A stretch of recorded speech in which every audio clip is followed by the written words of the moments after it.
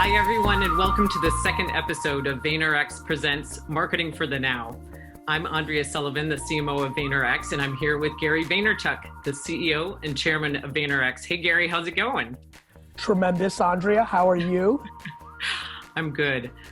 Before we kick off this episode, I would love to hear a little bit more about what you were up to on Tuesday. You had a 12-hour TikTok live stream for the All-In Challenge, and you raised $2.3 million in donations. What were you thinking? What was it like? What was it like at the end of that day?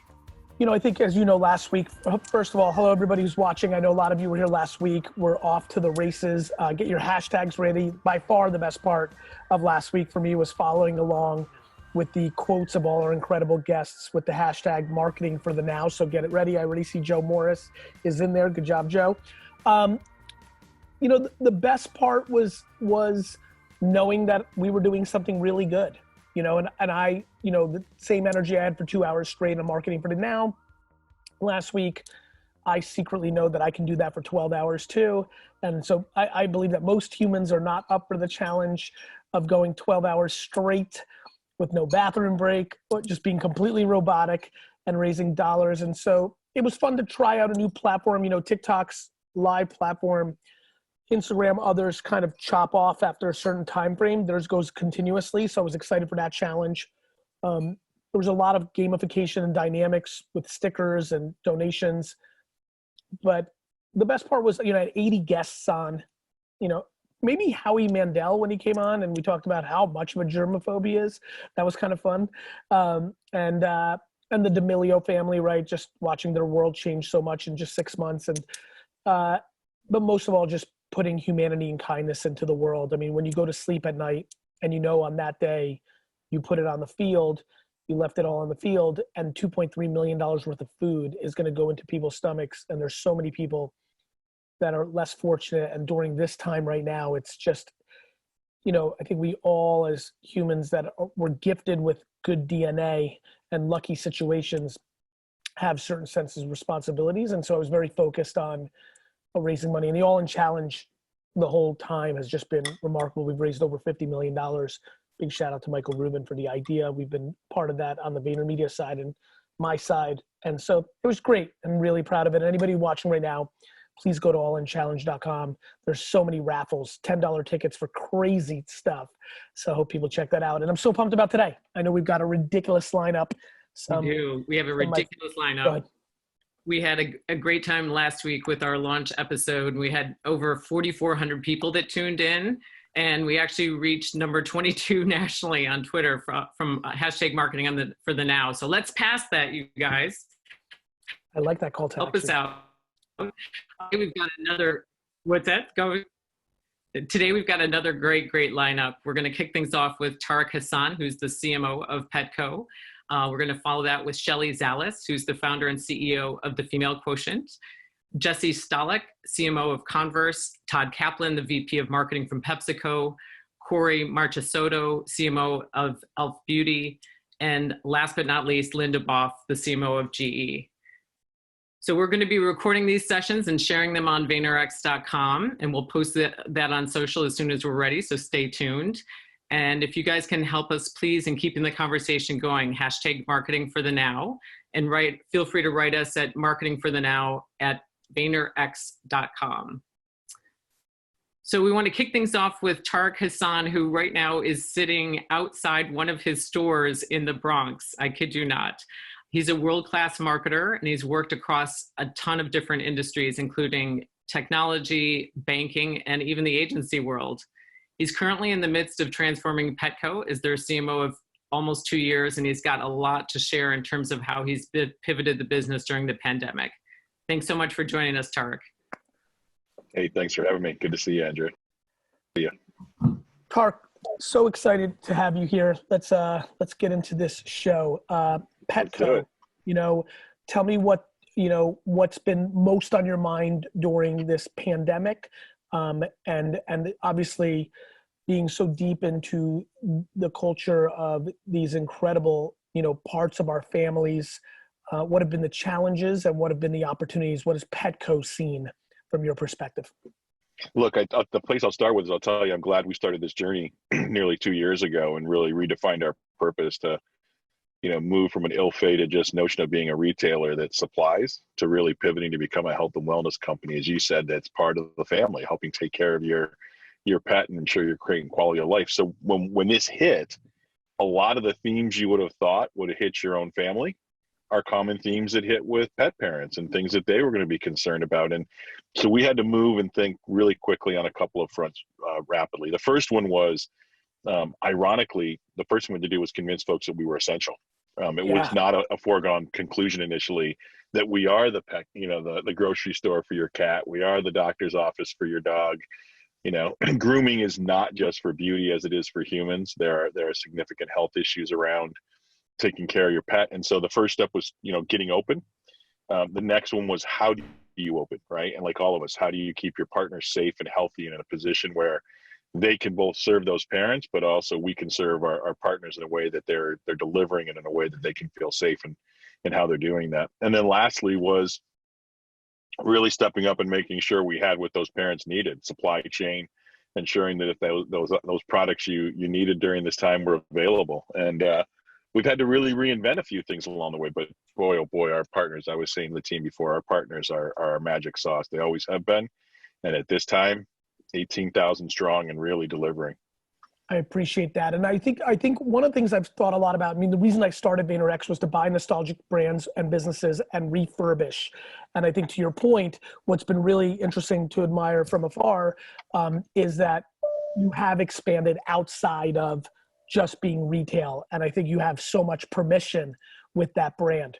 Has there been, back to that was a macro pivot. And to your point, kudos and thank God, from a business perspective, you were on that journey when this happened because things start to change very quickly. What about in the micro? If we double click, what is the thing that you most changed on a dime, from a communications and marketing standpoint? There's a ton of entrepreneurs. I'm reminding everybody, I see a lot, I just retweeted because we got Tariq's Twitter handle, which is Tariq, Tariq, and then H again, HASSAN. And what I really, really want to get from you, because there's so many people watching who run very small businesses and very large businesses, what was the biggest thing you learned as an operator? You've been a very successful marketer for a long time, to Andre's point. Was there any eye-opener during this time? Definitely. The biggest one is, sometimes close enough is good enough and get going as opposed to wait. We had some operational things we had to do differently, and it really, depended on where. So it wasn't even apply these things nationally, depending on whether you had a hotspot market or whether you had markets that were still open, we had to change. But a couple of quick fundamental things, like so many businesses, we saw our e-com business skyrocket and move to basically every day being a Black Friday. And then the operational challenges that come with that, right? We saw competitors move from being 2 days consistent on delivery to 7 to 10 days. And that was an opportunity for us. We've not lost that momentum. We've been able to maintain an average of 2 to 3 days. And the way we've been able to do it is not just lean into our distribution centers, but we had been testing in 25 stores using our stores as mini distribution centers so we could ship from store. On a dime, we went national with that. It's like, test over. Doesn't matter. Approved. Going. Approved. Right. Also, then how do you engage your customers and how do you create an experience for them when with the brick and mortar? How do they shop? And even that's varied, right? So we had started to talk about curbside, talk over, approved, clumsy, not the cleanest, version of it. Don't have all the technology overlay to it, and in a week stood up and gone. And now a month and a half later, we've added just arrived technology over top of it so that it is cleaner and it is a better experience. So making those kind of decisions, it almost feels like entrepreneurship injunction, because now you don't have to be fancy corporate slow, proper T's and I's. You were able to quote unquote get away with, micro losses because nobody was kind of judging. Seems to have been an injection for a lot of big companies. True? Yeah, I think be there and be good enough and have your intent and be authentic in that goes a long way on is it the cleanest execution, right? I think the other thing for us is people have to keep in mind, we're private equity held. We're not big publicly traded. And so there was an element of that entrepreneurial spirit and startup mindset and starting what we're trying to do This leadership team came in with a very specific goal to pivot this from a traditional retail business to become a health and wellness company. And in doing so, yeah, there'd be retail experiences, but that's not what we get up and do every day. We get up and think about how do we take care of your pet and how do we create a better experience for you? So with that comes that sort of entrepreneurial mindset, to your point. What about, Tariq, for somebody on the human level, you the human, what was the biggest consumer shift that you can observe that you've done? Have you bought something? Have you tried a new restaurant? Are you consuming different content? Going very personal right now, focus group of one. What's been your biggest aha? Like any new platforms you're using? Give me a little something here. You on a personal level, I'm curious. Well, I'll tell you, if I had known, I knew I was going to go through the whole, what's it like to have a 13-year-old daughter, a daughter going into the teens, and the mom dynamic. I didn't know I was going to go through it in quarantine. So thank you, TikTok, because that seems to have been a unifier for us. And the best thing in the world is knowing that myself and her mom went viral and one of our TikToks, 13,000 strong, and it has annoyed the shit out of our daughter that we could be that viral. I love that. So I will tell you. And by the way, for anybody who's watching, like razzing your 13-year-old by doing something that they don't think you're a part of is every parent's actual dream. Like, let there be no confusion. I think the comment on it was, yeah, that's just wrong. So it's been great. Not that it's new technology, but it's been a unifier, and I think it's been one that's played with us in a different way. And frankly, it's even given me some different thoughts as a marketer, and we start to play around with some things. I like that. It's funny. I was on an interview earlier today, and they asked me, what do I think the biggest shift is in the market? And I said the decision makers, many of which will be here today, Kory, Todd, Shelley, you, and on, actually are becoming practitioners in some of these things. Yeah. Just having the time, when you're playing at the levels that you're playing at, it's impractical. My greatest competitive advantage, I genuinely believe, is that I play at a high level, but I'm a practitioner of all the creative and media executions of it, which gives me a different level of strength. And I think the gap has been closed between me and the field. And I'm happy about that because it makes my conversations with the field, clients, non-clients, far more productive when there's actually an understanding, not they just read something in the Wall Street Journal and that's their full opinion of the platform. For me, having a CMO at your scale actually make a TikTok that does better, has virality within its means of the other videos, gives you an indicator of being able to see it in real life. Seeing it once is better than reading about it 10 times. Absolutely. So absolutely. Go ahead. No, I was just going to say, the one that'll be dear to your heart, I think we've gained a whole new appreciation for the importance and the role of content, because we've had to provide a different form of information for people, whether it's their own personal safety or, we don't have groomers open. And just like all of our hair is getting too long, what do you do with your pet? And so there's a whole different interrelationship that I think we're starting to see this technology do. Yes, teach, but I think move more than sell, serve, right? And how do you actually, and that's that's been a mantra for us. This is not a time to sell, this is a time to serve. What about internet behavior? What's been your biggest observation? Because you've obviously looked at your .com numbers in a totally different way, much deeper than you have ever had before.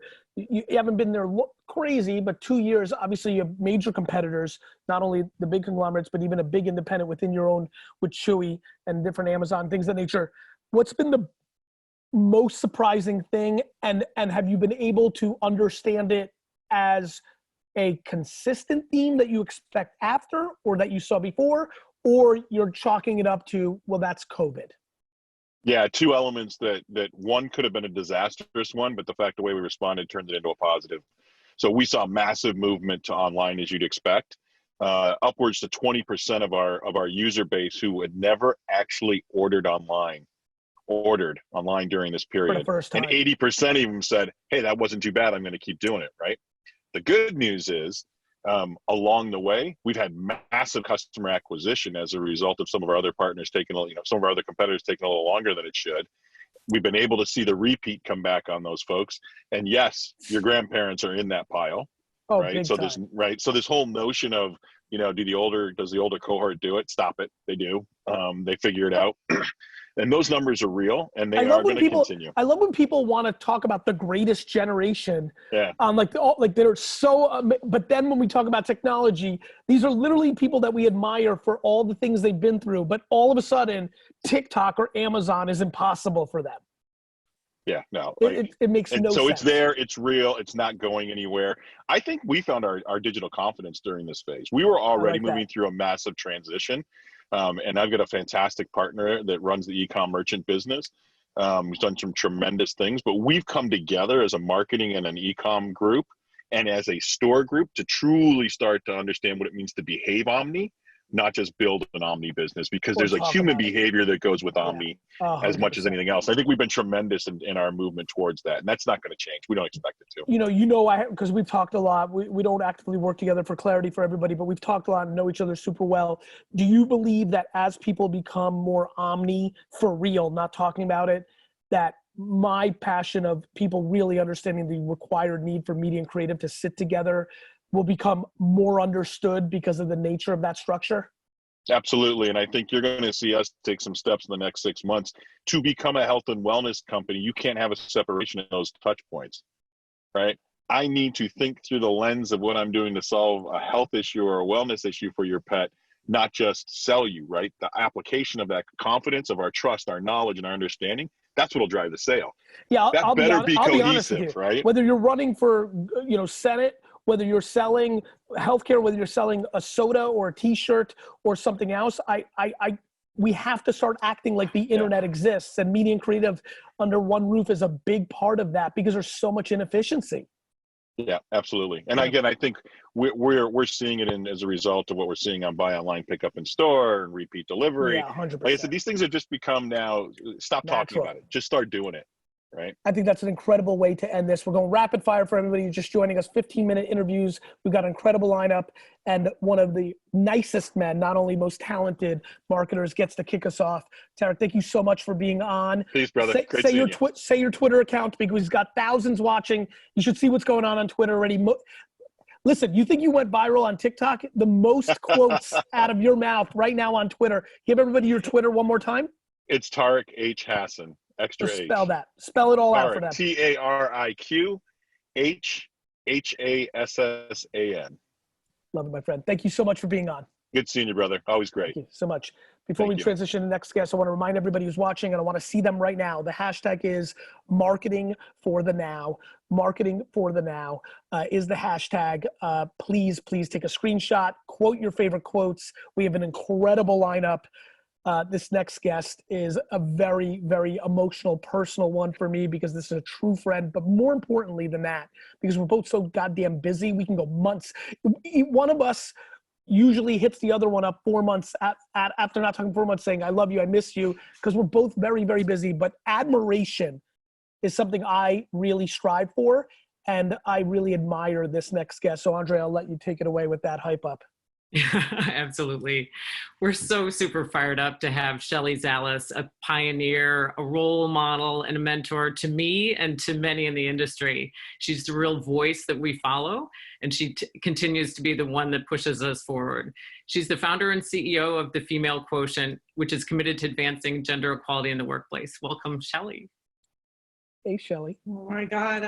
I'm so excited to be here, Gary V, with you. Andrea, thank you for such a great opening. But admiration, inspiration, partnership, true collaboration. Gary V, there is no better partner in the world than you. So thank you for all that you are doing.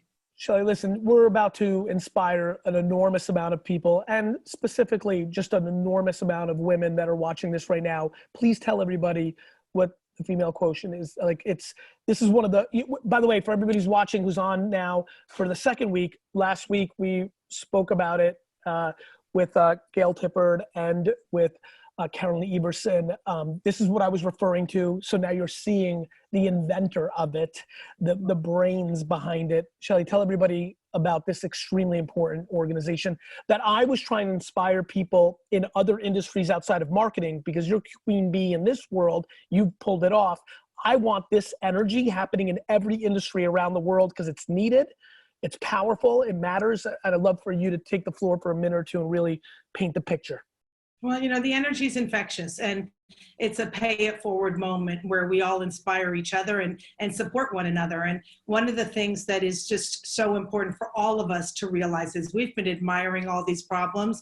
It's time to activate the solutions for change. And we talk about we're better together. A company alone is power. Collectively, we have impact. And we have historically been going backwards on gender equality because we've all been doing the same thing in silos. What if we all could be doing the same thing together and divide and conquer? And that's how we make progress. It's about forward movement. So the Female Quotient is all about advancing women and advancing equality through the power of collaboration. So how do you make that practical? So that's the mission. What is it? Is it a club? Is it a virtual club? Give me the whole 411. So the Female Quotient is all about when you add more women to any equation, there's a return on equality. More is always better. And we do that through pop-up experiences at big industry conferences. And of course, now we've pivoted completely to virtual, which we can talk about. We also are inspiring the next generation, our future leaders. They're not the next generation. And Gary, you know this better than anybody. They're the now generation. 100%. This generation is active. They have purpose in their DNA, and they live with truth and transparency. That's what they care the most about. So how do we fill the pipeline, but also map the pathway for them to get to leadership levels? Because we know we start 50-50. We end at less than 17% in the C-suite. How do we create that pathway for success and get them past the messy middle, which is where most women fall out? And then we just launched, which I'm so excited about, and I can't wait to talk to you more about this later, a dinner series to unite the world through the power of women in over 100 countries. And that we have migrated completely virtual. And it is such a powerful, like you can feel this energy through the Zoom. It's just 100%. powerful. Right? It's amazing. And then, it's not just creating this support system and community, but we also have to do the hard work in the workplace. So we do these boot camps to help Fortune 500 become equality fit and close the gaps, parity policy pipeline, mapping out the pathway for success. And so put all those things together, and that just creates the forward momentum, the forward movement for all of us to make progress, big or small, just keep pushing forward. Love it. For everybody who's asking, because it's blowing up, Shelley's Twitter is her full name, which I think you see in the screen here, SHELLEYZALIS. Shelley, how'd you get into that? Like, you have a pretty amazing career. What was the transition for you to start this organization? Well, I pioneered online research. So that was that moment in my life. I talk about heartbeat moments, and Gary, you live and breathe this very well. It's not the cognitive, because then you justify why you shouldn't do it. And then you talk, and then you have that imposter syndrome, that voice in your head, I'm not qualified, no one else has done it, so why me? All that shit. And so we just have to eliminate all that and believe in ourselves and push forward. And that's where the fear and the challenges come, and where you have to be brave and courageous. And so I had this inspiration to migrate research from offline to online, but I was the only female CEO top 25 my entire career. And then after I sold my company to the third largest research company in the world, I was one of two women on a board filled with men. And I was sitting in a board meeting, and they were talking about my team, my people, as numbers. And these tears came down my eyes. Like, I know my people very well. I hire for passion, train for skill. Unless you want to be a doctor, lawyer, or an accountant, you might need a little more skill in certain areas, textbook knowledge. And I was pulled aside after the board meeting, and I was told that there's no room for emotion in the boardroom. And I'm in big trouble. If there's no room for emotion in the boardroom, I've been in big trouble for the last 5 years, 15 years. All I do is bring emotion to the boardroom. And you can't use expletives, so you'd be a double. They would kick me the fuck out every time. Exactly. That would just not fly. And it was just, again, that heartbeat moment that I had, that my differences, I really know are my greatest strength. And why is there no room for emotion in the boardroom? And so what do? You either agree and shut the heck up, Go ahead and say it. I got you. Shut the fuck up. You know, add my words. Or you go and give a speech, which you and I know how to do quite well, to thousands of people. And the title was Bring Emotion to the Boardroom. Good for you. And what we are seeing today is these soft powers, resilience, collaboration, passion, empathy, nurturing. These are the greatest strengths of leaders today. And so 100%. why are we hiding these invisible strengths? Let's make them visible and shout them from a treetop and get everybody. You know what's funny? I apologize for interrupting, Shelley. What's fun about this, for everybody who's watching, hashtag marketing for the now. I have the back room while I'm doing my interview. So like Shelley's talking about emotional, like things that aren't black and white. And in the corner of my eye, I see Todd Kaplan, who VP of marketing at PepsiCo, who I'm just going to give him a nice compliment because it's just actually what I thought. And I want this to flow. Who's one of the more natural, creative leaders that we work with. A lot of times people that run businesses are making the judgment on creative, but they're actually just great operators. You know, creativity is just, Shelley, what you and I have about emotional intelligence, that's mommy and daddy having sex at the right moment and giving that to us. So is creativity, right? I mean, a lot of this is serendipity. And we put a huge, you know, my biggest issue with the ad world is subjective creative decisions are heralded as a person can do that. And we make a lot of wrong calls because it's hard. Yet to your point, kindness, empathy, other things that are gray, because that's gray. Being good at making a subjective creative call is as gray as it gets. Yep. Yet to your point, humanity, which let's just call it what it is, in, you know, boys were taught, the boys that run a lot of companies say were taught to not be emotional by their mothers. Let there be no confusion. Boys that grew up in the 50s, 60s, 70s were taught that boys don't cry. You don't show emotion. They were, all their EQ was forced out of them by culture. By 99% of them, by the way, by mothers. That was the culture. So, you know, this is about really looking at this in a 360. To that point, me making that point, the thing I admired so much about the female quotient is when we started becoming friends, I'm like, I want to be a big factor in this. And you're like, yes, this isn't an organization that has kept out the guys. I've been on many panels at Cannes and other places that you've thrown events where, you know, I've been very proud to be, you know, we're on the boys panel, but like, I love that. Like, I love when I'm on the boys panel because I'm so tired of going to conferences where it's the girls panel or the diverse panel. We need so much more integration. And I think, you know, when you were saying the boardroom, I was like, yeah, just start your own boardroom. That's what I did, by the way. The reason I'm not getting kicked out of boardrooms is I started my own boardrooms, dominated, and now I'm invited to boardrooms, and all of them know exactly what they're getting when they're inviting me. And you've done the same. Well, you know, it's why I have my self-proclaimed title that became well known of chief troublemaker. You know, you got to break the rules that make no sense and write the new ones because those rules just really, and who made those rules? And so when I started the female quotient, it really started to take on the boys club, as you said. I wanted to go to CES, a technology show, 150,000 people, less than 3% were women. And even for someone like me that was the CEO of a market research company, put me in research, I knew everyone. Put me in tech, I knew no one. Now I know you, so I know everyone.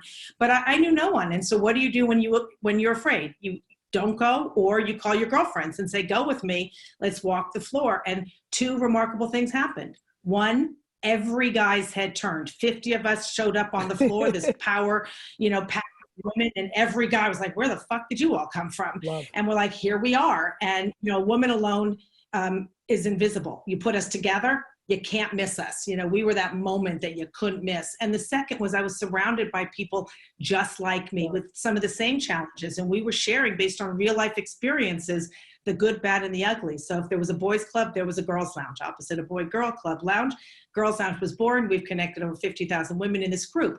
But if we want true change to happen, as you said, we now evolved to the equality lounge. It is not, gender equality is not a female issue. It's not a male issue. It's a social and economic issue. We are all in this together. And so we have to just call it, it's a leadership issue. Leadership 100%. is still predominantly men, and caregiving is still predominantly women, but we must work together. And meanwhile, when I tell you this, caregiving, what I know more than the number one observation I have is when I think about the 100 couples that I know the best, half of them should switch roles. Of course. Half. The woman is the alpha, the beast, the maker, and the male is the nurturer. It's like half. Yeah. Well, I think that caregiving starts at home. Equality in the workplace starts with shared responsibility in the household. And I think that we're seeing, we can talk about all the problems with this pandemic, this crisis, but we can also talk about all the opportunities, which is what you talk about all the time. There's this silver lining of remarkable. And, we can't be looking back at what was and what isn't. When we talk about this new normal, or, we're all waiting and watching for what hell no. Let's create a better normal.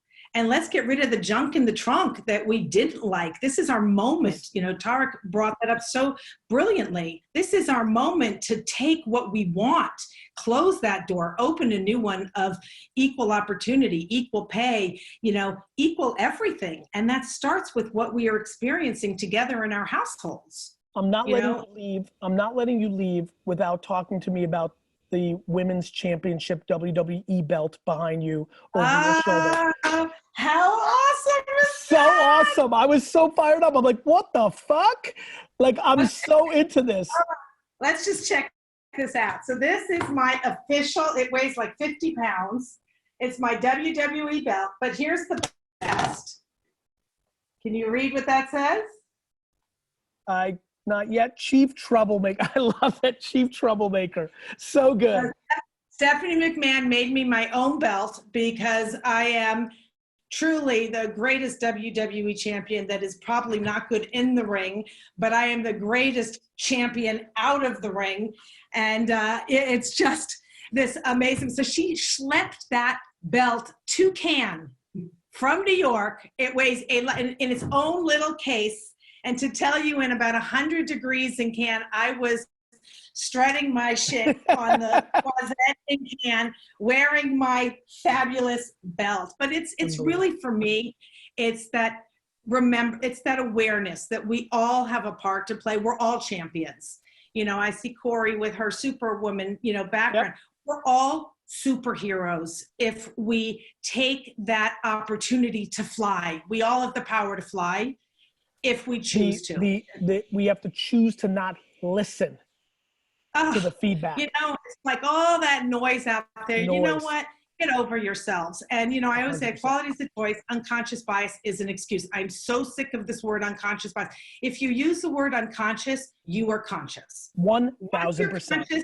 Do something. Love. And, and I think that that's really what this is all about. We all have the power. And look. We're not going to be tone deaf to what's going on. We have a very important moment in this country is forever systematically going to have issues around race. It is the DNA of America.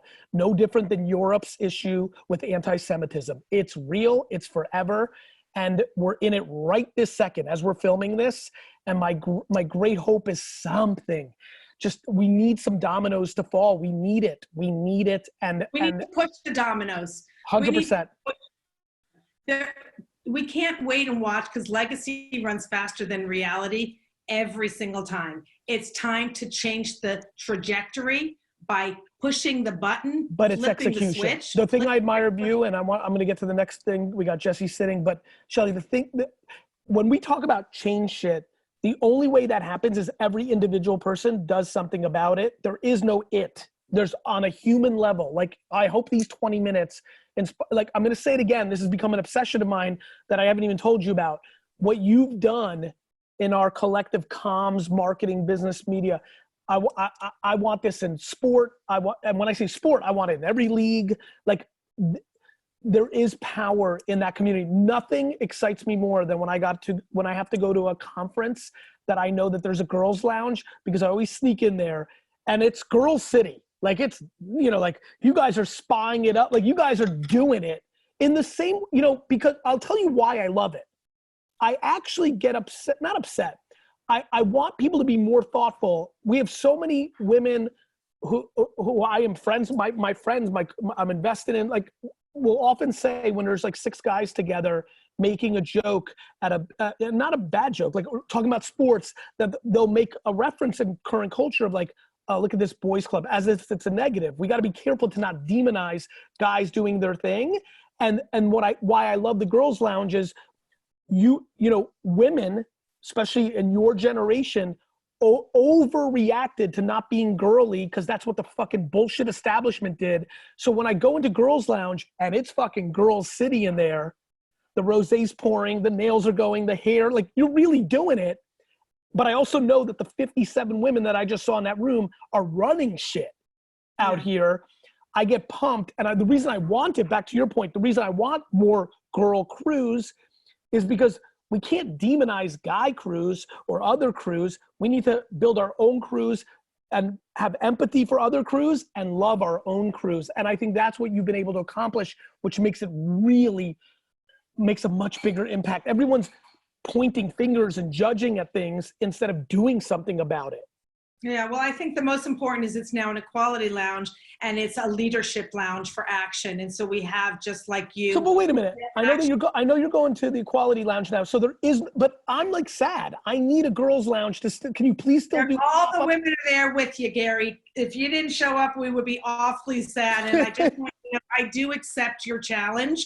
I will partner with you any day, anyhow, anywhere to bring every industry, finance, marketing, media, technology, entrepreneurship to the table. This is what it will take to make the world a better place. I love you, Shelley. Take care. Stay well. Talk to you soon. Jesse, you're going to have a big one to follow up there, brother. Go ahead, Andrea. Challenge accepted, Shelley. So we're going to keep on this theme about breaking things. Next up, we've got Jesse Stollak, and he's 1 year into his role as CMO for Converse. And he comes from a 15-year career at Nike. He's definitely mixing things up by bringing the brand back into basketball and engaging Converse lovers in a whole bunch of new ways during the pandemic. We're super excited to hear what you have to share, Jesse, and so happy that you could join us today. Thanks for having me. Definitely, You're right, Gary. Definitely a tough act to follow. Shelley, we haven't met before, but you're amazing, and thank you for that. I was very inspired. Very inspired. Speaking about inspiring, is your Twitter handle really JPS? It is, Gary. That's very OG, or you paid off some random kid and got it. No, it's I did not pay off anybody to get it. I was early in Twitter. It's at JPS on Instagram as well. So Jesse, to that point, we've met recently. YouTube as well. Unbelievable. So we've met recently. So everybody, let's get some quotes in from Jesse at JPS. The hashtag, if you're just joining us, is marketing for the now. So you're the CMO of Converse. We met recently. We all, because I want to be transparent, we don't work together either. But I was really blown away by our meeting recently up in Boston because of this. And the JPS is a perfect segue. I was talking about it earlier. You were a rare breed for me pre-COVID. I'm hoping it changes post-COVID of actually being a practitioner. Like you've been in it. I go into a lot of meetings where I can't have the conversation I want because I'm talking in such detail that it's just not going to work. But I was able to be fully in all my detail, in all my historical digital glory. You're a true practitioner, OG. Being at Nike, I assume, for those 15 years allowed you to be a little bit faster, a little bit cooler, a little bit more native. And then I think it's just you and your own DNA. Why or how have you stayed so current and kind of have such a good pulse and ear to the ground on comms? Is that something that you were taught? Is that something that just comes to you? You had the ear to the ground on Converse? Is that was it? No, in general? In general, like we started talking about stuff that was going on the internet in 2004, 2006, 2008. You're of it. Some people are of it and some people talk about it. You are of it. Yeah, no, well, I appreciate the compliment. I would say that it was just curious. Like I majored in anthropology and history, and I was just curious about human behavior. And when I entered the world and the workforce, digital was this rising trend that was changing everything. And so through curiosity and practice, I was engaging in this new medium. And through that curiosity and practice, I would then get opportunities to bring it into the workplace. And Nike, I was lucky enough to be at a company like Nike where it was rising, but it didn't yet have, it's fully caught its footing. And so through my curiosity, I was living this new medium And then I was able to have a platform and an ethos like, you know, innovation that Nike brings to be able to try new things. And so it was while I wasn't in the startup world, I was able to kind of take what I was learning and being a part of that culture into a company like Nike. And in 2004 is when I started a digital specialist role at Nike. And I was like, well, what marketing's not digital in 2004? And it was sort of funny to just start to now see where we're at in this digital transformation, and lucky enough to be a part of it as Nike's gone through it. So yeah, I think it's something that's it's curiosity, Gary, and it's about wanting to understand how things work, going a little bit deeper than, you know, the surface level article you can read on Mashable or TechCrunch, but Right. like, how is the technology work, and what's driving those trends, and how does it connect back to human behavior that's, you know, real deep human behavior, and how does technology enable that behavior in a different way versus create different new behaviors. So Yes, let's mix this up because I want to bring as much value for everybody who's watching. What about this could be a yes, no answer. If it's a yes, please tell me what I took away from our talk, where we got to know each other a little bit deeper, leads me to this question. Has Converse been able to innovate during COVID? Have you been able to try new platforms or do anything? I felt that there was a big appetite from you to bring some of that energy. I'm just curious if you had the luxury, or has it just been so intense that you've had to triple down on what you were already doing? We haven't been able to innovate in the sense of, you know, maybe we've tried a little bit more TikTok than we were before, and we use that. But where we've been able to innovate is we've been really trying to build a new way of creating, and doing so with our community in a way that the actors that we're highlighting are people of our community, that we're giving them a platform to showcase their talent. And then the creators that we're working with are also of our community, giving them new work, new exposure. So you're able to drive connectivity and authenticity with your community that you're serving by highlighting them, as well as by working with them to create. And so that's new and fresh, and it's something that we've been wanting to do and sort of dipping our toe in. But this became a real accelerator because you have a lot of creators at home. You have a lot of creators at home who are worried, who are without work. And how do you tap in and drive exposure by highlighting their story, but also work with that community? And actually, some of our creative that we've done has performed really, really well. And what's amazing is you start to integrate performance media, and there's a lot of performance media, because people think of them as so different, that needs to be made. But great performance media where you're on Instagram, it's just a paid Instagram story, is a performance, you know, thought of as performance media, but you bring it in with the right creator and you're giving them more exposure, it's brand right, and it also helps drive, you know, your direct business. So it's been a win-win in that how we're able to kind of create together, but also drive the business where we know that people are still connecting with us. This is your first CMO gig, right? First CMO gig. So let's kind of go a little bit broader, knowing there's a lot of audiences here. What was the biggest challenge of making that kind of big leap to a just far more prominent role, a lot more eyes on you? What's the biggest thing you've learned in year one that can help somebody who just got a big promotion? Listen, with so many people out of jobs, inevitably there's a counter move. There's a lot of people in companies that are about to get significant promotions, maybe leap up 2 prongs that they would have normally. What kind of, like, let's go a little bit more broad instead of marketing, let's go into professional development. You know, what can you tell somebody, like, just being very vulnerable to the best of your ability without hurting yourself on your job? Like what was the biggest kind of like surprise, biggest thing you had to learn, biggest thing you have learned, most difficult part?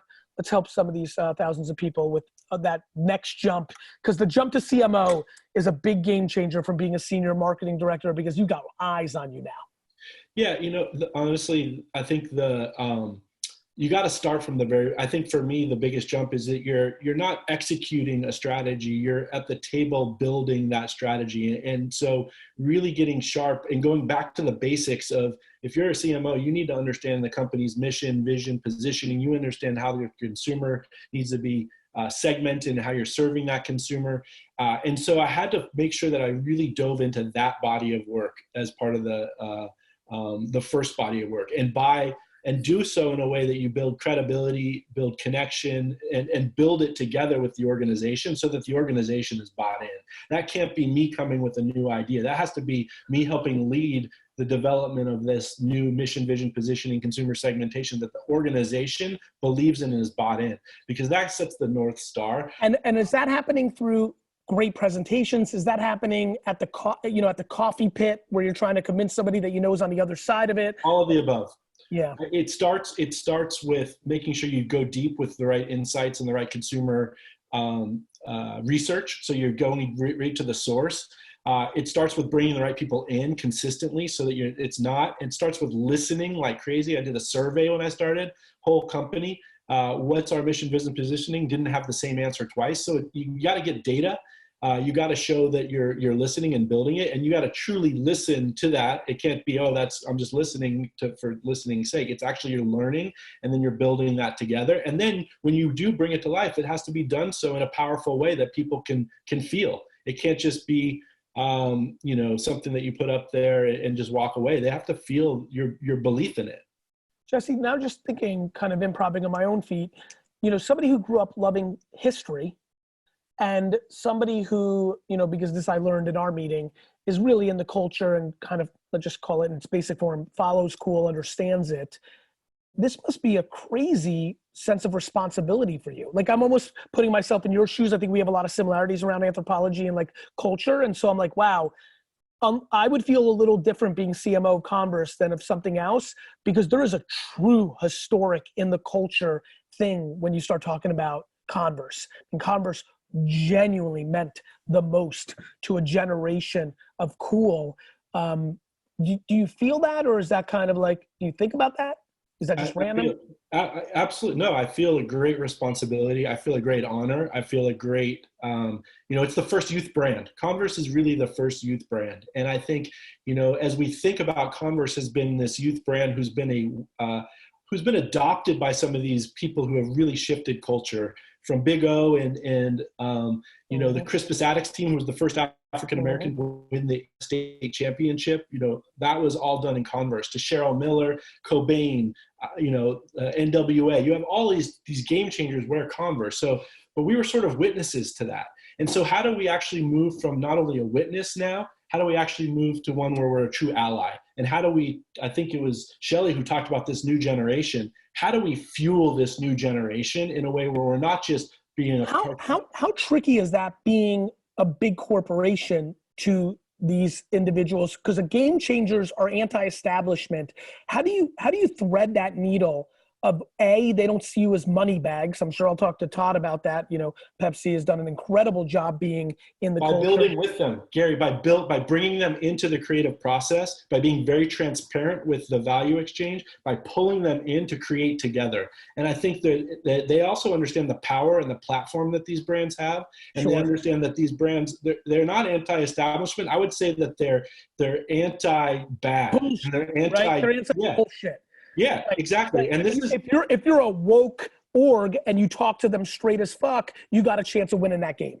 Absolutely. And I think they see you as a way that you can help drive the change. You have the platforms and the ability to help fuel the progress that they're trying to make. So how do you work together, have similar agendas, fuel their progress? Because together, that's where you can have the impact.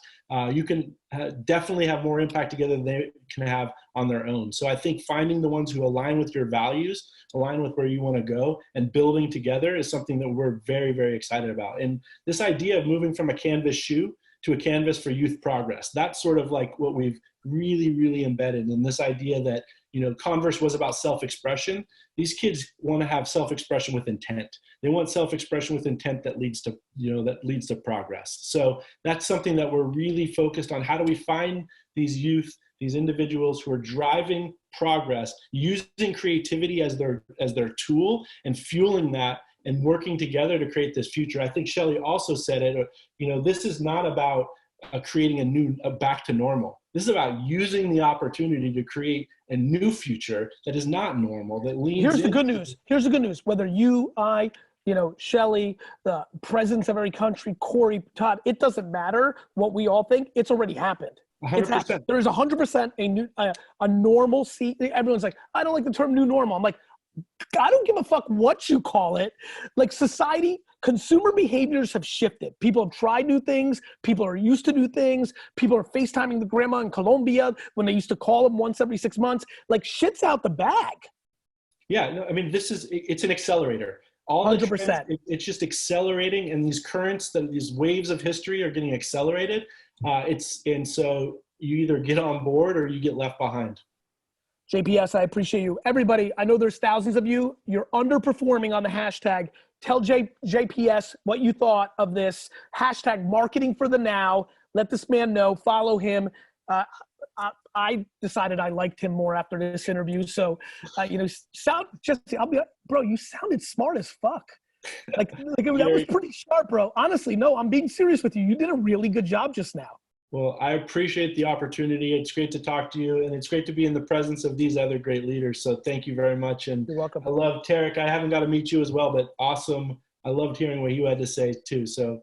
And Jess, if you can stick around, we've got a good one coming up right now, and I think there'll be a lot of crossovers. And yeah, I'm looking forward to hearing Todd. So Absolutely. let's do that. Thank you. Andrea, take it away. We're thrilled to have Todd Kaplan up next. He's the Vice President of Marketing at PepsiCo, and he's been around for almost 14 years and has worked across almost each and every one of their businesses. He's got one singular passion. It's all about connecting brands to culture. He's helped Pepsi pivot during the pandemic through some pretty cool partnerships with Global Citizen and the World Health Organization. And he's also done a pretty interesting activation with some good news. Really thrilled to have you today, Todd. Yep, happy to be here. Todd, it is T_cap, right? T_KAP. Yeah, TCAP. Awesome. Andre, maybe an innovation. I know we're in episode 1.5 right now. Maybe where we put everyone's names and titles, we add their Twitter handle on the Zoom so people have it. So it makes it easier for everybody. Because I will say this, selfishly, by far the best. I mean, we have incredible guests. Todd is unbelievable. I'm excited to get into this. But watching the Twitter, what people are quoting, what they're responding to has been phenomenal. Please, if you're watching right now, and also for the thousands that are watching right now, please take the URL of this Zoom and go share it. Let's get some more friends in here because there's quality stuff going on. Todd, first thing that caught my mind, 14 years in the same org. To bring value for everybody right now, how do you, what are the tricks of not only staying in an org like Pepsi, but to ascend to the top? I mean, you're running Blue Can. That is the brand. It's called PepsiCo. You are running Blue Can Pepsi. You have easily one of the most important jobs in the world globally at PepsiCo. What's the trick to stay in a place for 14 years happily, if you're happy? I think it's one of those things I would have never thought that I would be at a company, this long and to credit to PepsiCo is they keep it fresh. You rotate, you try new jobs, you stretch yourself. And I'm a big proponent of if you're not learning, you're dying kind of an approach. And that's a big motivator for me is expanding my horizons, being exposed to new things. And so, every couple of years, you rotate, you try something new, you get into a new line of business, new problems, a turnaround, a different thing over here and there. And so that's for me what's helped keep it fresh, as well as just the people. Like we have great, very talented people at our organization, and also the luxury of working on brands that are staples in people's everyday lives that are just connected. And it's back to that passion around connecting brands to culture. It's a great kind of bridge. We're not selling 9 out of 10 dentists recommend this product kind of stuff all day long. We're trying to we're doing big things on the Super Bowl and sports and music and entertainment. So that, as you combine all those things, combined with kind of how I'm wired with this kind of entrepreneurial spirit and liking to kind of break things, getting into this kind of big kind of corporate environment has been it's been a fun place to kind of work over this last bit. What's been the biggest opportunity and the biggest challenge of 2020, a brand of this size? I'm aware that the, food services side of businesses like yours have been decimated. Mm-hmm. So not knowing exactly what we do work with Pepsi, which we're very happy, Todd, and we've had very good last year. I think we're building a lot of momentum together. So thank you for that opportunity. Yeah. That starts with you down. Big shout out to Nick and Connor and the rest of the team. What's been the biggest challenge and what's been the biggest opportunity in running something through the beginning of this year, Q1, which is always crazy for you because Super Bowl, you had a crazy successful Super Bowl halftime show this year. Yeah. And then as you're just probably gearing up for summer, which I'm sure for soda, let's call it what it is big time territory, and then boom, this happened. So break that down for me. Yeah, I think it's crazy. When you think of it 2020, you know, from a Pepsi point of view, we actually started the year really strong. We had just launched our a new advertising campaign, That's What I Like, which was our first new tagline in 20 years. We had a huge Super Bowl, as you said, big focus on Pepsi Zero Sugar with our spot. The halftime show with J-Lo and Shakira was the most talked about. You know, we look at this thing called Share a Voice. We had, I think, 43% of all the brand conversations on social were about Pepsi during the Super Bowl. So, I mean, we're killing it to start the year, and then all of a sudden COVID happens and you're just like, oh my God. And I think, you know, when you look at just kind of the seismic shift that it takes in culture and just the world, you know, the rules, the business of the rules change in business and how it all works. And so the first and foremost thing we did is we wanted to focus on our people. I think like a lot of organizations, we have these frontline employees who are driving, you know, making, moving, and selling our product on a daily basis, keeping grocery stores stocked, all of that, making sure that they're safe and protected. And so we spend a lot of time, you know, protecting the safety of our 90,000 employees on our front line, as well as, you know, from a corporate standpoint, you know, really doing a lot to provide protective gear, screening services, PepsiCo Foundation, meals, all that kind of stuff.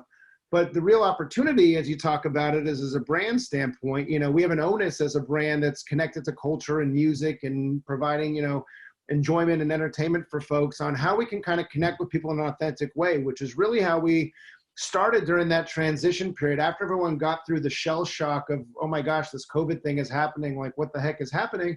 Really trying to figure out how we could create a shared moment of unity, given people are feeling isolated, how we could raise awareness and do some good for COVID-19, you know, relief, but also create this moment of fun and enjoyment, which is really what brought us to this idea of partnering with Global Citizen, who they're a great organization, you know, and we created this thing with them called One World Together at Home, which was this really great, you know, thing with them, Lady Gaga, the World Health Organization. We brought together artists from, you know, all over the world to really have the first of its kind on all three networks, big kind of concert relief fund, you know, thing. And, you know, we had to agilely, you know, redirect. I redirected my entire brand team to work on this. Other marketing resources worked with you guys and Vayner. Oh, we know. I was getting texts at 1:30 in the morning. I'm like, oh, I mean, we gotta move. It was batshit crazy, but we, you know, we designed the logo for the thing. We helped with artist outreach, built a ton of marketing materials, shifted our media schedule against it, all in a matter of weeks to just create, you know. Todd, on that note, I'm sorry to interrupt, but I want to get a lot in here before we bounce out. Another thing that we haven't touched on today, working from home. Have you been surprised, disappointed? What's been your observation on what you thought you could do with you and your team and your agency partners and others, and versus the reality? What did Todd Kaplan, the man, think going in, and what does he now believe? Yeah, it's interesting because working from home, like we've always been a, you know, it's somewhat flexible work environment at PepsiCo, and people, you know, you have a snow day, you work from home, you're working from the city. A lot of my team's based in New York City, and so they don't want to drive up to Westchester, so they'll work from the city for a day. So we've had Zoom. We've been on Zoom for a while, but what was interesting is like people back when it was there, you know, no one would put their screen on. They'd always have the little sticky note covering their camera, you know, and they just be on. They treat it like a conference call. I think now, because of necessity, everyone's really leaning in and using all the tech as it's intended. And it's actually working quite well and quite seamlessly. And, you know, and it's really nice. And I think— Todd, I literally never want to be on a conference call ever again. I'm being one of the reasons I was skeptical and concerned is I'm a very touchy-feely. I like it in the room. You know, I remember the last meeting I was with you, I'm like drawing on my desk, you know, like I like that stuff. Yet, this is working big time for me. I feel the humanity through it. I just do. And what for sure I can tell you right now, I am absolutely not going on a phone conference call because those stuff they've never been good for me.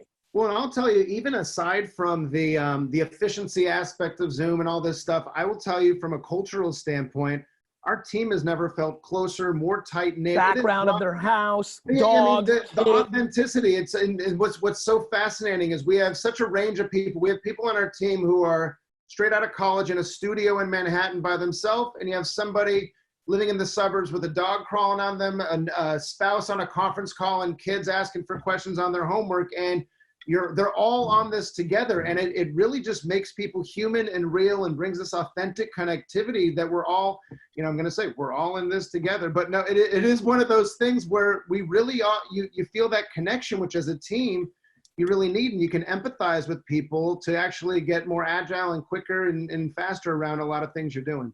Todd, what about your media consumptions during this time?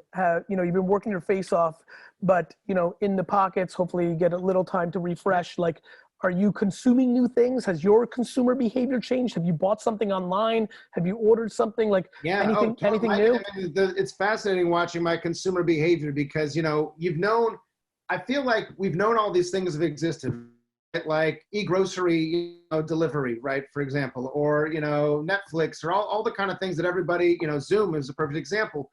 People would dabble, but they wouldn't unless you're like a really early adopter, you wouldn't just go all in. And I'll even speak for me and my wife, we would go to the grocery store. Now, I mean, I've been all about, fresh direct and delivery and all that. I've been, I've been a big binger and kind of Netflix and streaming and all the kind of normal stuff like that. But there are certain things like that you find yourself leaning into a lot more. I'll tell you, even just the non-digital things, I'll tell you, even just living in a house with the summer coming about, everybody, it's like Pimp My Backyard going on right now. And, I joke with my wife saying we're going to walk around in the summer and it's going to be like, when you go in those college campuses on Frat Row and you see couches out in front where everyone's just hanging out with a beer or whatever, people are understanding the role of the home is growing in importance. 100%. People are taking care of them and doing new things, finding, an outdoor movie screen for their kids or whatever it is, just trying to get innovative and keep it fresh and interesting. So there's some range of different things we find ourselves doing now that we didn't before. I love that. Todd, how do you go into the mindset of a major event? Because Pepsi shows up in the biggest things, Grammys or, sometimes officially, sometimes unofficially, side parties. What's your mindset when you attack something like Super Bowl or some of the other bigger things that you sponsor? Yeah, it's interesting. And I have a mindset where, a lot of people look at these big events as just a big pool of eyeballs. And that is not how I look at it. I look at it as they're relevant eyeballs and they're thinking about it in a different way. And this idea, I preach this thing to my team around being culture in versus brand out. And a lot of people talk about, what that means is a lot of brands will say, I'm a brand X, I have my objective to do whatever. I'm going to find this audience. Oh, look, a lot of them are here. Let me say this to them. I say, hey, think about the cultural context of this environment. All these people are having a shared experience wanting to do this. How do you take that and start there and then bring your brand overlay on top and connect to it? And actually that mindset has actually been helpful as we've think about things like COVID and you think of the path forward of, how people are going to fill the void and all these things that are created of, you're seeing it right now with the graduation thing that just happened and, all these other things. And like I said, summer barbecues, what are those going to be like? And people going to the beach and just, you start with understanding that cultural context to then figure out how you kind of connect with it. And so that's when we think about big events like Super Bowl and all that, we always start with that and make sure just the things we're doing, we're going to be relevant to that audience at that time. Todd, I really appreciate you. It's good stuff, brother. Yeah, really, really appreciate it. Hope your family's well. We'll talk soon, I'm sure. Talk to you soon. Man. Take care, brother. Right, take it easy, bud. Todd Kaplan, T_Cap, K-A-P. Give him some love. # marketing for the now. Please set it out. Jackie Garcia, Kazel, thank you so much. Emmer Inspires, thank you. Kristen, Gymnast KYS, Gymnast Bella, Michelle Bellamore, thank you for all the community that's sharing. Let's keep this moving. All right, we're going to talk about beauty next. We've got Kory Marchisotto, and she's the CMO of e.l.f. Cosmetics, and she's called the rocket ship by her people. And although she feels like she's been at e.l.f. for since the beginning, the 17 years of since e.l.f. has been founded, she actually came from big corporate luxury. We're super lucky to have you here, Kory. Thanks for joining us. Thank you for having me. Hey, Gary, I've got a request for you for the next 15 minutes. The request is already granted, Kory. Can I ask you to replace your F-bombs with e.l.f. bombs? Done. All right, let's wake the e.l.f. up, Gary. I'm ready. This is an e.l.f.ing amazing interview. So, Kory, tell everybody a little bit about your career, and then we'll get into some of this stuff, and we'll talk a little e.l.f., and we'll talk a little bit about how you're navigating, what you're seeing, what your pulse is.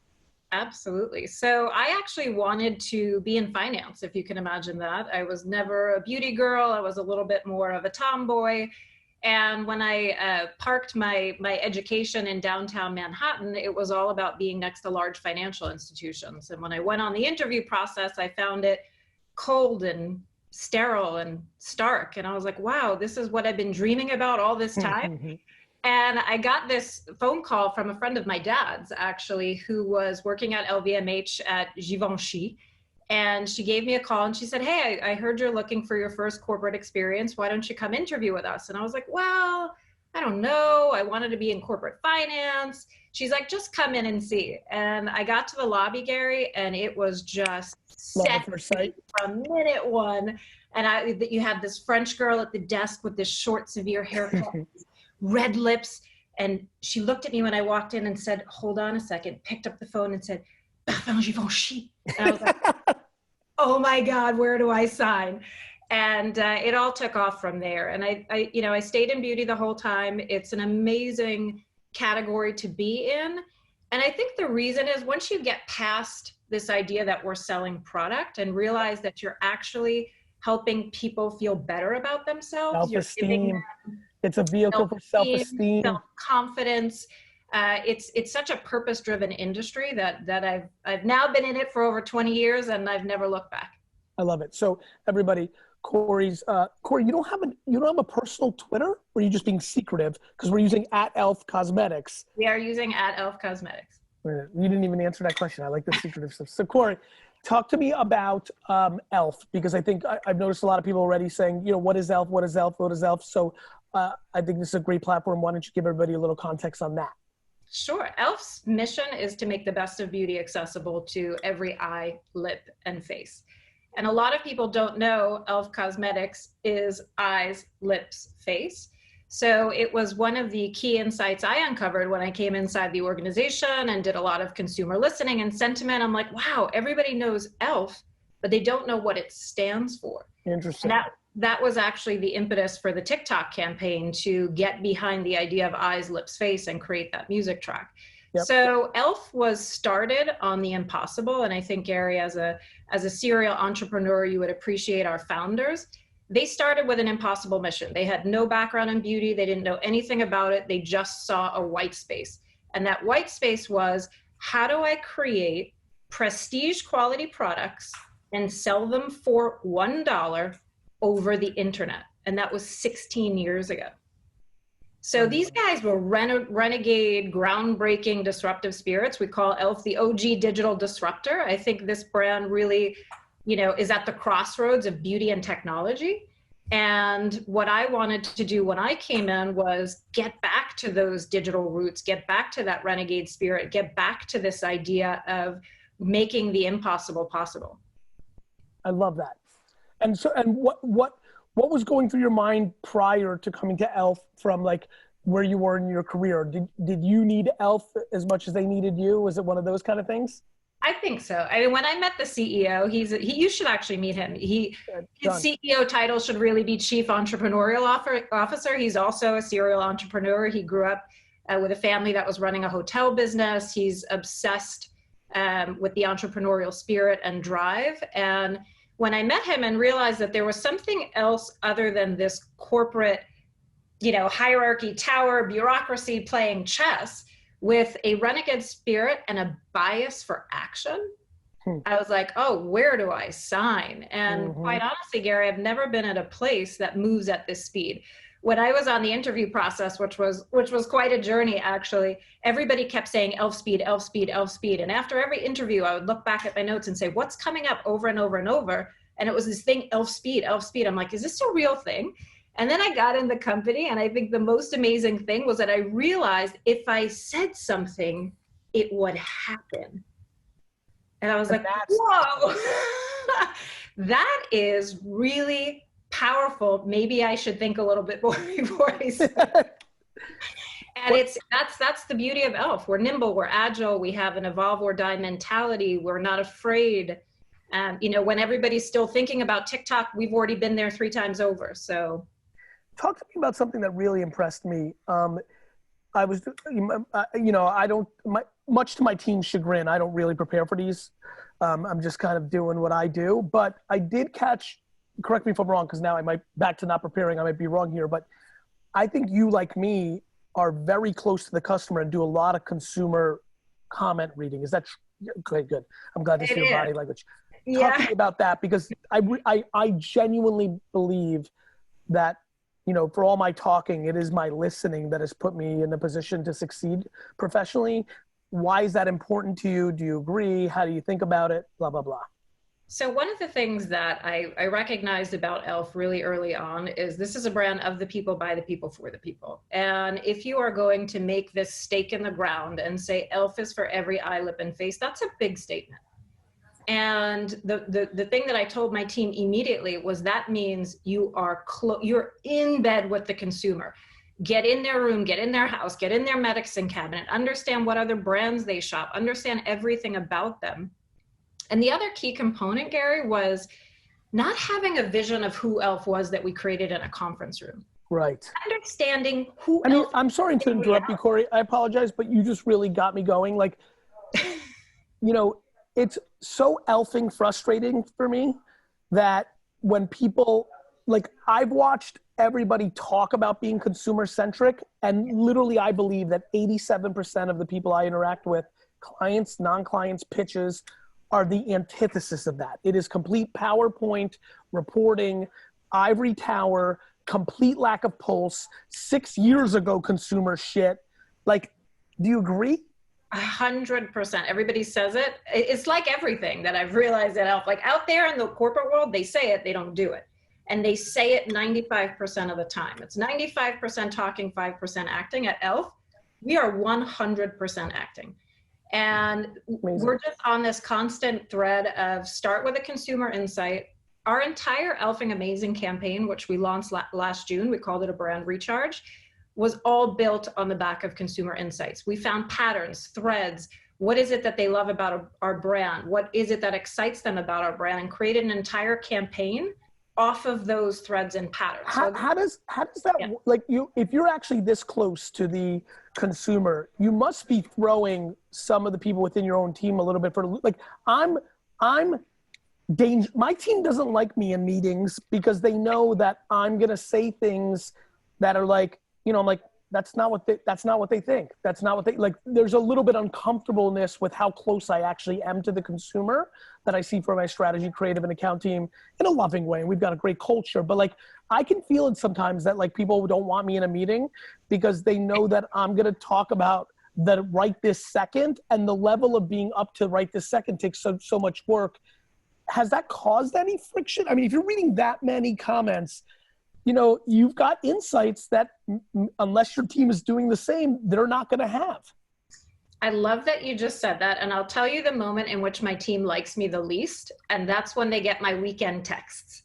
So I've become the master of taking the screenshot, circling it, you know, with the yellow line, and sending these little things off like, hey, did you guys see this? And how are we reacting? And tomorrow we're going to put up what it is they're asking for. And so I'm like, Kory, leave me the e.l.f. alone. I'm trying to have a snow cone with my girlfriend. So I would say that's when they like me the least. And at the same time, I think everybody in the organization appreciates that I put the consumer at the center of the table. So let's talk about the consumer at the center. I apologize because you're giving me some good stuff here. What platforms are exciting you? Where do you see some arbitrage? Where do you see the consumer at the center being interesting? I mean, you know what's going to come out of my mouth. TikTok is by far the most exciting platform that there is. It has been for over a year and will continue to be on the road ahead. The work that we've done together with them, the way in which we've been able to propel our brand forward and into an entire new sphere is just truly exceptional. And I'm going to give you a little insight that came from my 16-year-old cohort. I have twin nephews and they've got a lot of great friends. And I see them as my little mini focus group. So I was sitting around the pool with them. It was probably about a year ago, last summer. And I said, like I always do, talk to me about your social media habits. Snapchat always comes up first. I got to give Snap credit, #1 on the Gen Z list. The next thing was Instagram got muscled out by TikTok. And I was like, tell me about that. And my nephew's girlfriend, she's 16. She's like Princess Buttercup, sweetest, kindest, amazing girl. I adore her. She looked at me and she said, Aunt Kory, Instagram is the place you go to feel bad about yourself, and TikTok is the place that you go to be who you really are. Yep. And I was like, the 16-year-old has figured it out, right? And as a brand that is anchored. Unfortunately, the history of social media will tell you for now, because that Buttercup's younger daughter at 8 is going to talk to her aunt in 8 years and say, Aunt Kory, TikTok is the place where you go to feel bad about yourself. And Shmooga Booga is the place where you go to be yourself or feel happy. It's just the evolution of these platforms. Totally. I mean, Facebook is literally, think about this for all of us. I see Linda Boff in the room who, you know, was one of our earliest clients, and Facebook was such a big part of our conversation in 2009, and she's coming up next. Like, Facebook, when Linda and I met, was this thing that you had to still debate if it was even worth it. Now it is literally 50 to 90-year-olds. 50 to 90. Like, when I always get on my high horse on television, I'm like, you want TV audience? Go to Facebook. It's 50 to 90 and it's cheap. And they consume it because they're arguing or sharing or doing all sorts of things there. That was, and so is what I like about where you're going is as soon as you saw that, you kind of went and ran, huh? Went and ran. And, you know, it's not by accident, right? So you hear things, you understand these things as a marketer. And then you look at the audience alignment. Our brand over-indexes with Gen Z. So if you want to continue to propel your business forward, you've got to go where they are. You know, stop pretending. Go where your audience is. And then when you get there, serve them up what matters to them in a way that's relevant to them. I think a lot of companies make these big mistakes. They say, oh, I'm amazing on Instagram. I'm just going to take my asset and repurpose it. That is dead on arrival. So when we decided to go all in on TikTok, we decided to go in a way that nobody had ever gone in before. We said, okay, they're all about self-expression through music and dance. We're all about self-expression through beauty and confidence. How do we marry these two things and do something that's never been done before on the platform? And that's where we had this idea to create an original piece of music that was in the lyrics, eyes, lips, face. And it became an absolute viral sensation. That's absolutely right. I mean, it's so funny. I have a lot of my hands in music, and we've already now done 7 original songs and beats for brands on the platform. And I'm saying to myself, people are not thinking about music strategy at all. And almost every brand is going to have to get real serious because the foundational framework of TikTok is so ingrained into music and sound. You know, it's really funny. So many let's call it what it is. So many good looking people, aka influencers that I know, both men and women, are struggling on TikTok because Instagram was built on imagery and just being attractive was enough for you to win. Here, if you don't have a true music strategy undertone, you know, at least in the short term, you know, next couple of years, unless they innovate the product aggressively, it's going to be a shortcoming for your upside and success. It's respecting the context of the room. 100%. You know, there's another thing too, Gary, which is lean into what works. So when we went out on TikTok and we realized within 3 days that we had become the most viral success ever, we asked ourselves, rather than stopping and clapping and applauding ourselves, let's keep going. And said, what's next? Yeah, of course. Where do we go? How do we take this further? How do we lean in?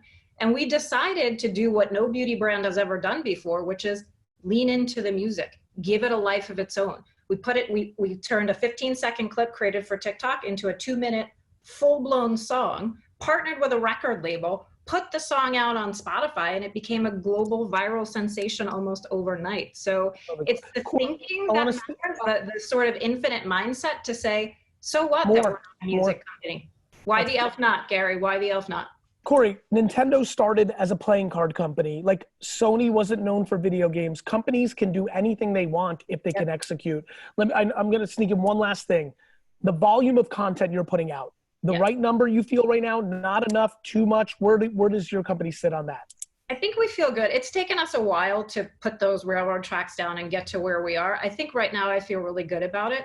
We are also facing a moment where I believe we are truly in a quality versus quantity moment, because everybody is so bombarded with content.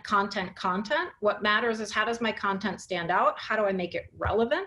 How do I make this person want to act, engage, do something? Do you feel those things are exclusive? What do you mean? Like, can you do both? You can do both.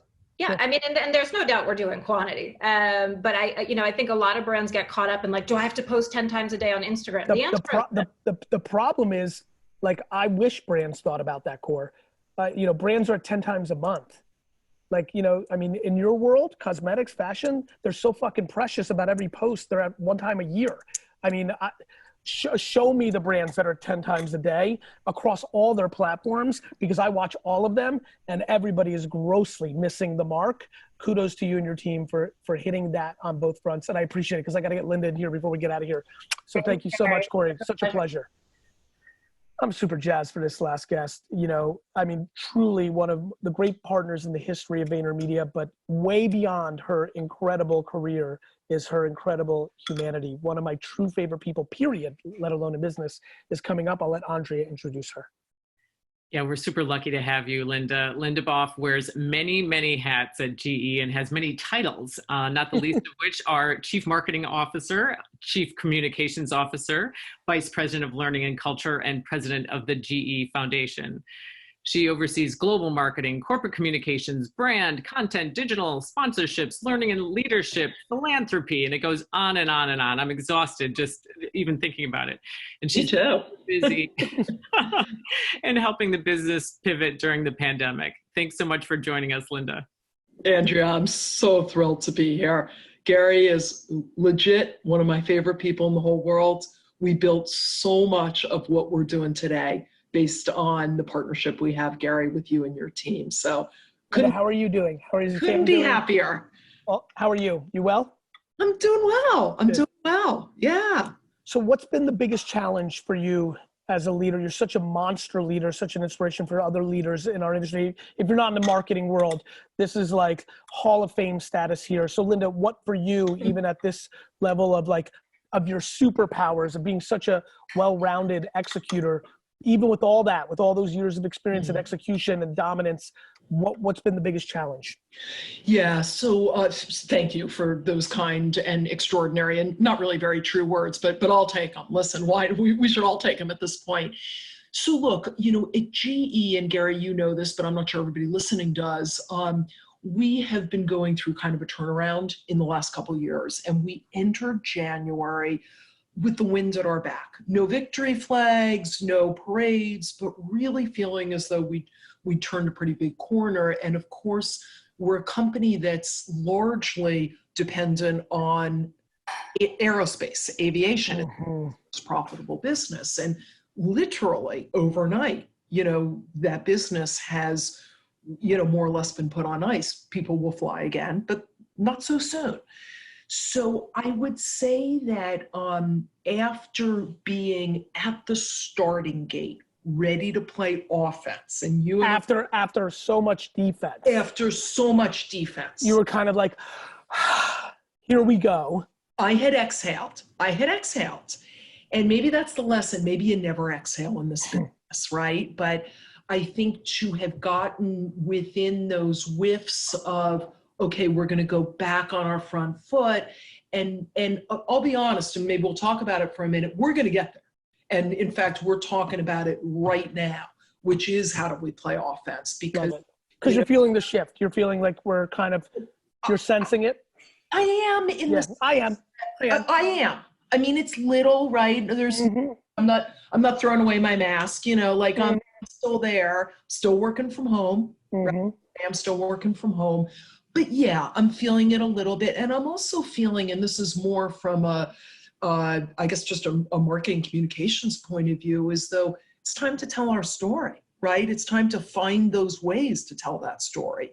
So that's been hard, period. I think it is for everybody. I think it depends on where your company, your business is, et cetera. But, and then I think, look, I'm not a work from home gal. I thrive being around people. I thrive being around my team. Having said that, I spent the last 2 mornings doing like a global comms summit virtually. And I have to tell you, it worked. I mean, look at this. Let's talk about us. Let's talk about us. We're both the same. We love our breakfasts at 30 Rock through the year. But over the last 2 years, and you know this, like I've said it and you've said it to me, like we haven't connected as often because you get into patterns. Now knowing that I can hit you up on a Thursday at 7 to 7:15 on a Zoom, and it kind of feels normal, and I could feel these warm feelings. I mean, we were on a you know, like we're just, it's fun to be on these, you know, you and I and the girls, we did some wine together. Like, you know, it can really, you can. Good wine, thanks, TL. Thank you. You can really do something. You can really do something. Really do something. I mean, I'll throw something out. It has nothing to do with GE, but I heard this morning from, I don't know if you know Roxanne Taylor at Memorial Sloan Kettering. So she was talking to our group, and she said to us that Memorial Sloan, everybody knows, big cancer center, has gone from 40 telemedicine chats a month to 7,000. So think about that. Like, you know, if you don't have to go into a doctor and you can do something virtually, imagine what that would look like. We were talking about trade shows, you know, as an industrial, you go to air shows, you go to wind shows, etc. But do you need to? Like, so I think what's kind of interesting, and I have to say it gets me a little bit excited, is as we think about the new normal and we think about connectivity, look, I want to be back in the office. I want the normalcy back. We all do. But those 4 to 5 extra flights that you don't need to take anymore because they're just not as valuable, it's gonna add up. Maybe, right? Maybe. Linda, what about advertising? Just trying to bring value, different things. Yeah. All the guests on. How did you think about advertising during the period? Are you, like, how'd you go that route? Yeah. So for a little while we were quiet. And I think rightly so. I mean, every brand has to do what's right for them. And I saw some beautiful things from different brands. For us, I think we needed to kind of get our wits about us, if you will. The aviation thing was pretty big, right? And frankly, we've had to take some hard actions. We've had to announce layoffs. That just didn't feel like the moment to be out there, at least to me. So what we've started is, and again, we're just talking about this morning, is kind of started, Gary, small and agile. So this is going to sound like super small, but maybe for some of the folks listening, it'll resonate. So, you know, when I think about reasons to believe in our company, it's our technology, it's our people, it's our global footprint. So we kind of said, well, our people don't get to work from home. They're in factories, right? A lot of them. They're making things. They're helping keep the lights on, quite literally. Quite literally, exactly. Like, you can do it without a lot of things in a pandemic. You can't do without power. So we took a digital billboard in Greenville, South Carolina, outside of our plant, and we celebrated the workers. We put their pictures there so that they could see it and everybody else could see it. Selfies and all this. It's nice. Exactly. The whole bit. It doesn't feel small. It doesn't feel small. It feels smart. And now we're going to do this in multiple markets, not just in the US, but in other around the world. To me, that's important. Another one, just bringing it back to you and me, which I love doing, is, you know, taking a page out of what you and the team helped us with last year, which I always find interesting because people are like, oh, you know, big industrial brand, how do you make it human? Well, last year, as you know, we let our employees take over our social media feeds, and it was like a friggin' home run, right? So now we're thinking about, how do we, knowing our employees are a reason to believe that they are what literally our customers need and depend on 24/7, how do we put them out front? And it's an interesting time, Gary, because the lines are getting blurred, right? Like something that we might have done 3 months ago and only done internally and shared internally, we're kind of saying to ourselves, that may be more authentic, more empathetic. Why don't we share it externally? Totally. So, you know, am I booking dates to be on Sunday Night Football? I wish I were watching Sunday Night Football. I don't know what they're going to look like. Will we be back out there? We'll be back out there. But we're taking, in some ways, baby steps. I like what you said. I think it's small but smart. I do think it's, look, I think you know this. I think by industry standards, I only want brands to do small but smart outside of Super Bowl. I think we overspend in a lot of areas, and there's all these things that are perceived small right? You know, I know back to Kory, who was just on with e.l.f. Yeah, I was listening to her. They're very smart on what they're doing on LinkedIn. Very few brands are doing that. You know how much I've said LinkedIn to you so many damn times in the last 18 months. I'm sure you're sick of it. But no. I know we've moved on it. Yeah, it's become a powerhouse for us.